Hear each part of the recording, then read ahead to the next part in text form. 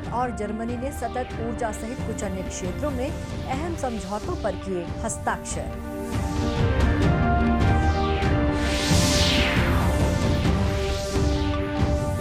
भाजपा का विधानसभा स्तरीय शक्ति केंद्र प्रशिक्षण शिविर राजनांदगांव में संपन्न।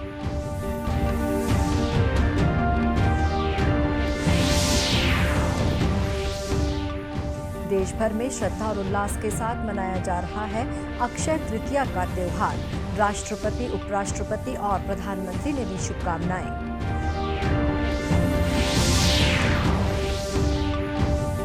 और ईद के मौके पर देश भर की मस्जिदों में अदा की गई नमाज। छत्तीसगढ़ में भी उमंग और खुशी के साथ मनाई जा रही है ईद।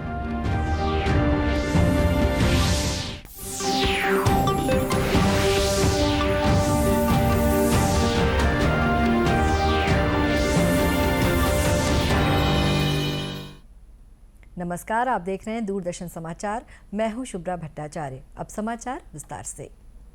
भारत और जर्मनी ने सतत ऊर्जा सहित कुछ अन्य क्षेत्रों में अहम समझौतों पर हस्ताक्षर किए हैं। जर्मनी की राजधानी बर्लिन में प्रधानमंत्री नरेंद्र मोदी और जर्मन चांसलर ओलाफ शोल्स ने इन समझौतों पर हस्ताक्षर किए। इस मौके पर प्रधानमंत्री ने कहा कि पिछले 2 वर्षों के कोरोना संकट की वजह से उनकी विभिन्न देशों की प्रस्तावित यात्रा स्थगित रही। अब कोरोना संकट के नियंत्रित होने के बाद उनकी पहली विदेश यात्रा जर्मनी से शुरू हुई है। इस लिहाज से ये यात्रा काफी महत्वपूर्ण है। ये कई फर्स्ट दर्शाते हैं कि भारत और जर्मनी दोनों ही देश इस महत्वपूर्ण पार्टनरशिप को कितनी प्राथमिकता दे रहे हैं। लोकतांत्रिक देशों के तौर पर भारत और जर्मनी कई कॉमन मूल्यों को साझा करते हैं।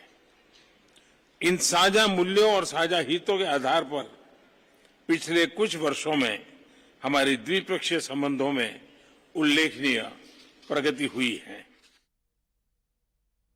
यूरोपीय देशों की यात्रा के दूसरे चरण में आज प्रधानमंत्री नरेंद्र मोदी कोपेनहेगन में डेनमार्क के प्रधानमंत्री के साथ द्विपक्षीय वार्ता की। दोनों नेताओं ने हरित रणनीतिक साझेदारी की प्रगति की समीक्षा भी की, जो भारत और डेनमार्क के बीच अपनी तरह की पहले साझेदारी है।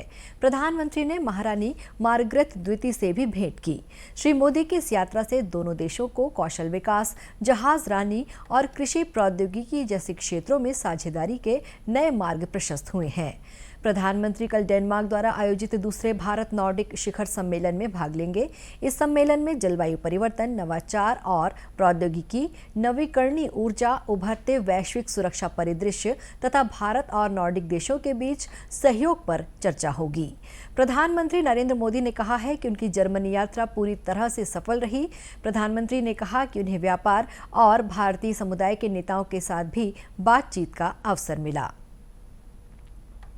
भारतीय जनता पार्टी का विधानसभा स्तरीय शक्ति केंद्र प्रशिक्षण शिविर राजनांदगांव में संपन्न हुआ। इसमें पार्टी के राष्ट्रीय उपाध्यक्ष डॉक्टर रमन सिंह, भाजपा प्रदेश प्रवक्ता संजय श्रीवास्तव, सांसद संतोष पांडे सहित बड़ी संख्या में भाजपा पदाधिकारी एवं कार्यकर्ता उपस्थित थे।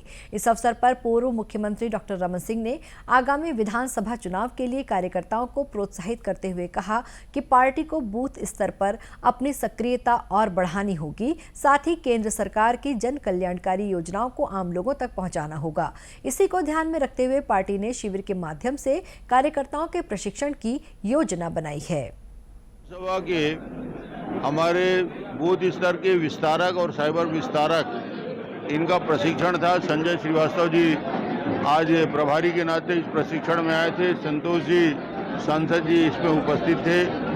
हमारे मंडल के चारों अध्यक्ष, पूरे जिले की टीम उपस्थित थी। 5 तारीख से 20 तारीख तक मई में ये 10 दिन उस बूथ में रहेंगे और बूथ के अलग अलग स्तर में लोगों से बातचीत करेंगे, चर्चा करेंगे, कार्य योजना पे बातचीत होगी। और हमारे बूथ में जो 25 सदस्य हमने बनाए थे उनका वेरिफिकेशन करेंगे, उनसे बातचीत करेंगे, महिलाओं से मिलेंगे, युवकों से मिलेंगे और वहाँ पे जाकर जो पार्टी की गतिविधि चल रही है उस गतिविधि को आगे बढ़ाने का काम भी करेंगे। वहाँ के पुराने कार्यकर्ताओं के साथ बैठेंगे और 10 दिन में 100 घंटे यानी 15 दिन में वो 10 दिन देंगे और हर दिन 10 घंटे उस बूथ में जाकर लोगों से बातचीत और जो पार्टी ने कार्य योजना दिया है उसका क्रियान्वयन करेंगे। डॉक्टर रमन सिंह ने बताया कि राजनांदगांव के प्रशिक्षण शिविर के बाद 5 से 20 मई तक कार्यकर्ता बूथ स्तर तक जाकर आम लोगों से संपर्क करेंगे। इस दौरान 10 से 15 दिनों में करीब 100 घंटे आम जनता के साथ बिताने का लक्ष्य रखा गया है। कोरिया जिला प्रशासन ने देशी उत्पादों को बढ़ावा देने के लिए सी मार्ट शुरू किया है। बैकुंठपुर में प्रदेश के इस पहले सी मार्ट के शुरू होने से स्थानीय स्तर पर रोजगार के अवसर भी पैदा होंगे। प्रदेश के गृह मंत्री ताम्रध्वज साहू ने सी मार्ट का उद्घाटन करते हुए कहा कि इस पहल की पूरे प्रदेश में चर्चा हो रही है। उन्होंने कहा कि सी मार्ट के जरिए महिला समूहों द्वारा तैयार किए गए देशी सामानों को बड़ा बाजार मिल सकेगा। महिला समूहों को रोजगार की ओर प्रेरित करके और खान में सारी चीज़ों को विकसित करके बड़ी बात ये आती है कि ऐसा फेलवर इसलिए होता है कि उसको मार्केट नहीं मिलता। तो मार्केट उपलब्ध कराने की दृष्टिकोण से बड़े बड़े फैशनेबल नाम होता है दूसरों का, तो सी मार्ट छत्तीसगढ़ बाजार इस नाम से हर जिले में इलाकों में जाएगा। तो जितने भी हमारे उत्पादक हैं छत्तीसगढ़ के महिला समूह उसका सामान यहाँ आएगा, महिलाएं ही बिक्री करेंगी। बड़ी बात इसमें एक रहेगी कि शुद्धता इसमें रहेगा, केमिकल कोई चीज़ नहीं मिलेगा। और बाहर भी इसको अमेज़न वगैरह से ट्राई करके भेज रहे हैं, जैसे बस्तर की काजू और कॉफी विलेज जा रहा है, इस टाइप से भी धीरे धीरे इसको आगे बढ़ा रहे हैं। इस सी मार्ट में अपने उत्पाद को प्रदर्शित करने वाले जनकपुर महिला समूह की संचालिका नीलिमा चतुर्वेदी ने बताया कि यहाँ ज्यादातर उत्पाद हाथों से बनाए गए हैं, इसलिए इनका विशेष महत्व है।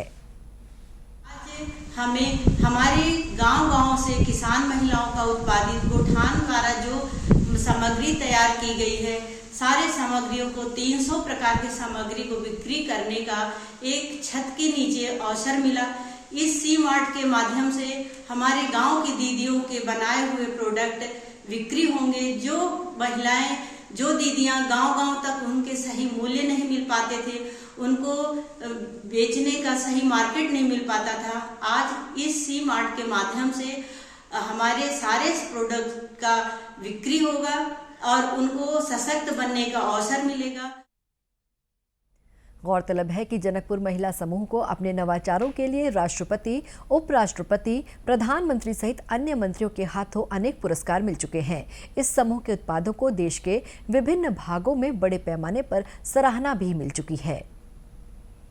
अक्षय तृतीया का त्यौहार आज देश भर में श्रद्धा और उल्लास के साथ मनाया जा रहा है। इस त्यौहार को सुख, सौभाग्य और सफलता का प्रतीक माना जाता है। आज परशुराम जयंती भी मनाई जा रही है। ऋषि परशुराम को भगवान विष्णु का छठा अवतार माना जाता है। राष्ट्रपति, उपराष्ट्रपति और प्रधानमंत्री ने देशवासियों को अक्षय तृतीया की बधाई और शुभकामनाएं दी हैं। राज्यपाल अनुसुईया उइके और मुख्यमंत्री भूपेश बघेल ने भी प्रदेशवासियों को अक्षय तृतीया की बधाई दी है। मुख्यमंत्री ने अपने संदेश में कहा कि ये त्यौहार छत्तीसगढ़ की ग्रामीण परंपरा और लोक संस्कृति से भी जुड़ा हुआ है। मुख्यमंत्री ने कहा कि हमारी कृषि परंपरा में भी ये दिन विशेष महत्व रखता है। अक्षय तृतीया से नई फसल के लिए तैयारी शुरू होती है।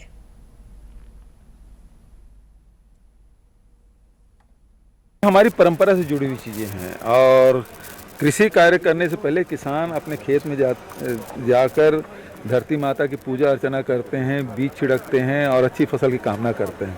तो ये प्रकृति से जुड़ने की जो हमारी प्राचीन परंपरा है वो आज तक चला आ रहा है और इसे हम लोग नई जो पीढ़ी है उसको भी जानना समझना चाहिए।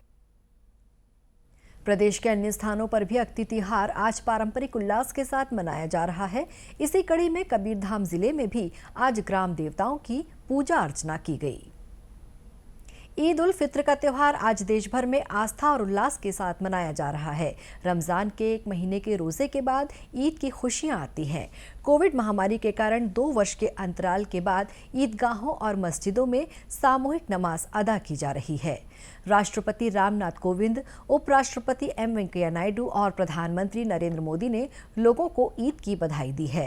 राष्ट्रपति ने अपने शुभकामना संदेश में कहा कि ये त्योहार भाईचारे, शांति और समृद्धि का संदेश देता है।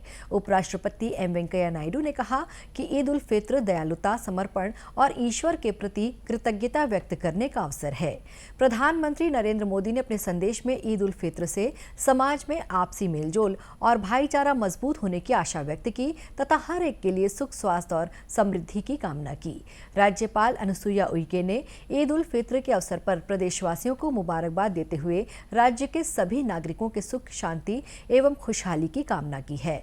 मुख्यमंत्री भूपेश बघेल ने भी ईदगाह भाटा पहुंचकर लोगों को ईद की मुबारकबाद दी और साथ ही पूरे देशवासियों और प्रदेशवासियों को भी ईद की मुबारकबाद उन्होंने दी।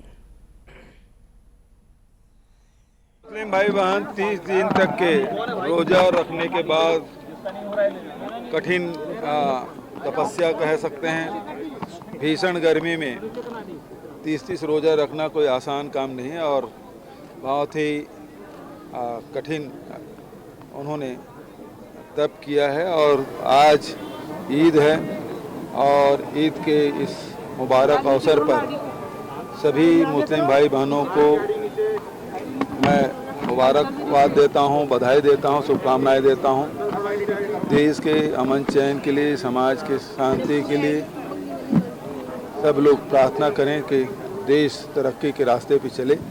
यही इस अवसर पर मैं कहना चाहूँगा। आज ईद के मौके पर राजधानी रायपुर के ईदगाह भाटा में बड़ी संख्या में मुस्लिम समुदाय के लोगों ने नमाज अदा की, साथ ही एक दूसरे से गले मिलकर मुबारकबाद भी दी। ईद के अवसर पर आज प्रदेश की विभिन्न मस्जिदों में मुस्लिम समुदाय के लोगों ने नमाज अदा कर एक दूसरे को बधाई और शुभकामनाएं दी। इसी कड़ी में कोरबा जिले में भी ईद का त्योहार पारंपरिक उल्लास के साथ मनाया गया। यहाँ विभिन्न मस्जिदों में मुस्लिम समुदाय के लोगों ने नमाज अदा कर एक दूसरे को मीठी ईद की बधाई दी। विधानसभा अध्यक्ष डॉक्टर चरणदास महंत और उनकी पत्नी सांसद ज्योत्सना महंत ने मुस्लिम समाज के लोगों से मुलाकात कर उन्हें ईद की बधाई दी। डॉक्टर महंत ने प्रदेशवासियों को ईद और अक्षय तृतीया की बधाई देते हुए देश में एकता और भाईचारा बने रहने की कामना की।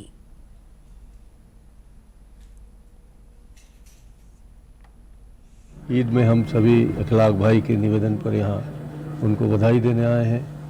ईद के दिन सुबह लोगों ने गले मिली हैं और भगवान परशुराम की पूजा भी कर रहे हैं। हमारी सरकार की ओर से आज मिट्टी की पूजा भी की जा रही है। इस तरह से आज का पूरा दिन परमपिता परमेश्वर को, खुदा को, सबको हमने समर्पित किया है और उनसे आशीर्वाद मांगते हैं कि भारत में जो एकता है, भाईचारा है, सौहार्द है, वो हमेशा बना रहे। हम भाई भाई की तरह रहें, यही आज की मांग है। आज कोरबा जिले में परशुराम जयंती और अक्षय तिहार से संबंधित आयोजन भी हुए। इसमें बड़े बुजुर्गों के साथ बच्चों और युवाओं ने भी बड़ी संख्या में भाग लिया। अब कुछ खबरें जिलों से।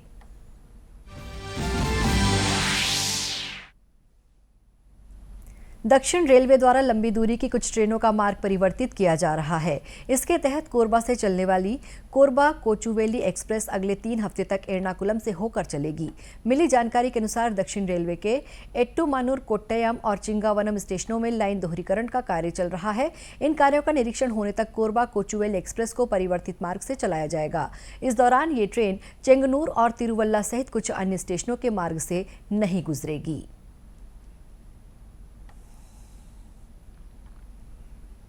रमजान माह के बाद मनाए जाने वाला ईद का त्योहार महासमुंद जिले में भी हर्षोल्लास के साथ मनाया जा रहा है। वैश्विक महामारी कोरोना काल के 2 साल बाद आज ईदगाह में ईद की नमाज अदा की गई। ईद की नमाज अदा करने के लिए बड़ी संख्या में मुस्लिम समुदाय के लोग ईदगाह भाटा पहुंचे, जहां उन्होंने नमाज अदा करने के साथ विश्व शांति की दुआ मांगी। नमाज अदा करने के बाद लोगों ने एक दूसरे के गले मिल ईद की बधाइयां दी।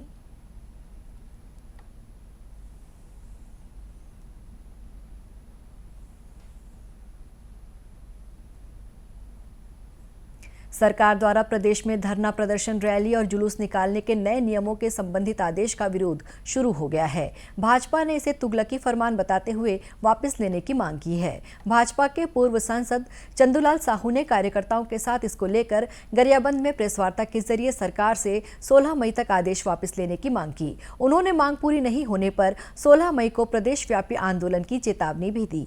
भाजपा सांसद ने कहा कि 16 मई को सरकार का आदेश जारी नहीं होने पर वे भी धरना प्रदर्शन और आंदोलन करेंगे। इसी के साथ ये समाचार बुलेटिन समाप्त हुआ। नमस्कार।